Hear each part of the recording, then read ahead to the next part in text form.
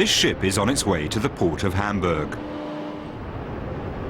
A container ship like this one can carry a load of more than 40,000 tons.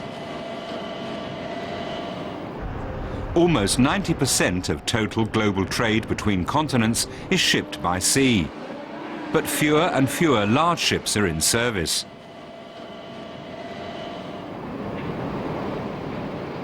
During the past few weeks, Thomas Raeder has observed a steep decline in sea transport.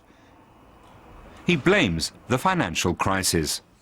In order for a shipping company to transport a load, the exporter has to be able to finance the sale of the cargo, and the recipient has to pay for it. And if either end can't pay, there's no transaction. Since many banks are no longer issuing loans, even to some of their long-standing clients, global trade is slowing down. Peter Krämer also noticed this phenomenon. He owns 12 freighters and has a stake in 20 others. Some of his clients' factories are idle and some construction projects have been suspended. In the past 4 to 6 weeks, China hasn't imported a single ton of coal or iron ore. They're sitting on their own stockpiles. There are 75 million tons of iron ore in storage in China that's needed for steel production, and that has to be used up first. Krämer can follow his fleet of ships on this screen and also observe the decline. In the Mediterranean, rows of large freighters lie at anchor, including some of Peter Krämer's vessels. One of the ships anchored in dry dock is the Transocean. Peter Krämer says it's been there for more than a week without being used, which means it's costing the company money.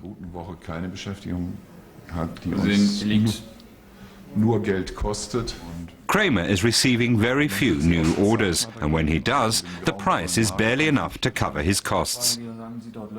4 months ago, a ship like this earned $70,000 to $80,000 a day, and now it's earning perhaps $7,000 or $8,000.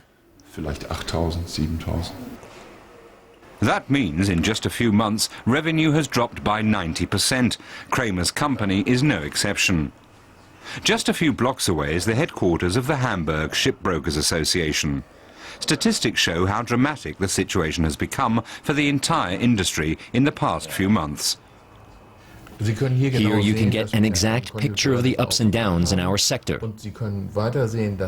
And you can also see that beginning in September, when the Lehman Brothers crisis began, there was a significant drop in business, affecting ships of all sizes. And it's very difficult for a shipping company to deal with this situation.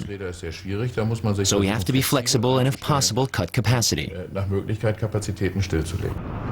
But very few shipping companies can afford to take their vessels out of service, because most freighters are bought on credit and have to be at sea even if they take in very little revenue.